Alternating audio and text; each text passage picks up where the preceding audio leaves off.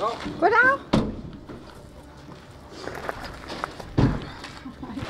Jeg er simpelthen spændt på at høre, hvordan det går nede på arbejdet. Det går rigtig fint. Det bliver bedre og bedre og bedre, og jeg lærer mere og mere. Altså, hver gang jeg kommer på arbejde. Kan du fortælle lidt om, hvad dine tanker har været i at ansætte Jolly?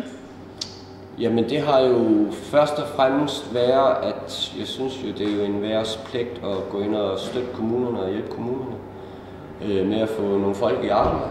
Og jeg blev kontaktet af Karina nede fra Assens Kommune, og hun sagde, at hun havde en meget spændende mand, hun synes, jeg skulle møde.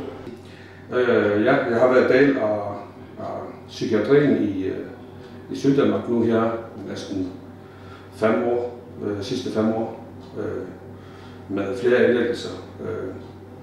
Men nu her for 6 måneder siden, så begyndte jeg at blive trappet ud af mit medicin, som jeg fik rigtig meget af, som gjorde, at jeg fik det bedre.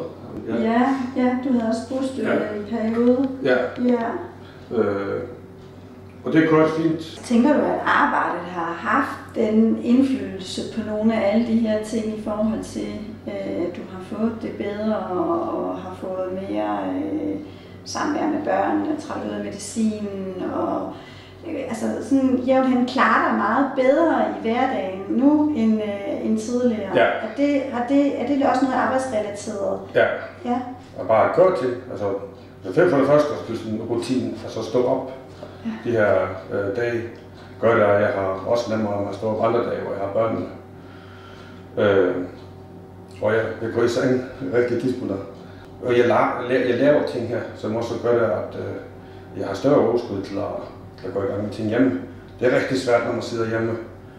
Især hvis man ikke har det godt og har det ondt af sig selv, så er det rigtig nemt at lade tingene bare hænge. Eller ikke gå i gang med dem. Og så kommer man her på arbejde, og så er man i gang i 4 timer. Godt være, at jeg er træt efter, eller hviler mig lidt, eller et eller andet. Jamen, jeg hedder som sagt Dennis Rasmussen, og jeg er indehaver af DR-maleren. Vi har specialiseret os i at opkøbe brugt montanareoler, som vi sammensætter på kryds og på tværs, som alle vores private kunder, som der kontakter mig, hvor vi sælger videre eller renoverer deres egne moduler. Vi er enormt bæredygtige, og folk de har fundet ud af, at de kan spare rigtig, rigtig mange penge ved at købe fra brugt til nyt. Karina har betydet for mig, da jeg gerne ville komme ud, eller synes jeg var parat til at komme ud og begynde at snakke om det, søge efter hjælp for at komme på arbejde. Så snakkede jeg med mig og min bostøtte så vidt som jeg ved kommunen, men så kom Karina på besøg. Hun har været meget sød og dejlig gennem det hele her. Hun har ringet flere gange i løbet af de sidste mange måneder og spurgt, hvordan det går gået. Og jeg kom på besøg hver gang. Så det har været rigtig godt, altså at blive følt og få hjælpen til det.